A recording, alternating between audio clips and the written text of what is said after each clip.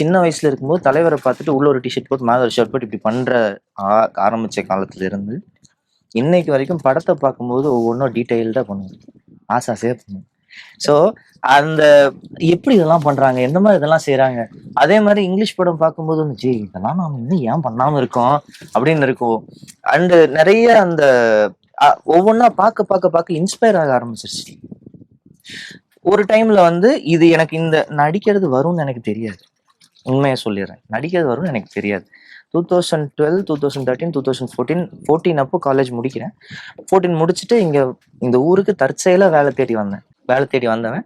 அதுக்கப்புறம் வந்து ஃப்ரெண்ட்ஸ் வந்து சினிமாக்குள்ள இருக்கிற ஃப்ரெண்ட்ஸ், சன் மியூசிக்ஸ் அந்த மாதிரி இருக்கிற ஃப்ரெண்ட்ஸ் எல்லாரும் எனக்கு கூட இருக்காங்க. அவங்க கிட்ட இருக்கிறனாலையும் பழகுனதுனாலையும் எனக்கு வந்து அந்த ஃபீல்டு வந்து நார்மலான ஒரு ஃபீல்டு மாதிரி தெரிஞ்சது. அது வரைக்கும் அதை பெருசா நினைச்சிட்டு இருந்தேன். நம்மளாம் இதுக்குள்ள போக முடியுமா, இதெல்லாம் நம்ம செய்ய முடியுமா. அதுக்கப்புறம் ஓகே இதுக்குள்ள நம்மளும் போக முடியும், நம்ம ஃப்ரெண்டு இருக்கா, நம்மளாலையும் போக முடியாதா என்னன்னு சொல்லிட்டு 2 வருஷம் ட்ரை பண்ணேன், 3 வருஷம் ட்ரை பண்ணேன். எந்த ஆடிஷன் கிடைச்சாலும் போவேன். 40 ஆடிஷன்ஸ் கிட்ட அட்டன் பண்ணியிருக்கேன். நான் வந்து இதை சும்மா ஒரு தடவையும் சொல்றேன்னு பிராகிங்காக எல்லாம் சொல்லல. ஏன்னா என்னை விட கஷ்டப்படுறவன் இன்னும் அதுக்குள்ள வராதவன் இருக்கான்.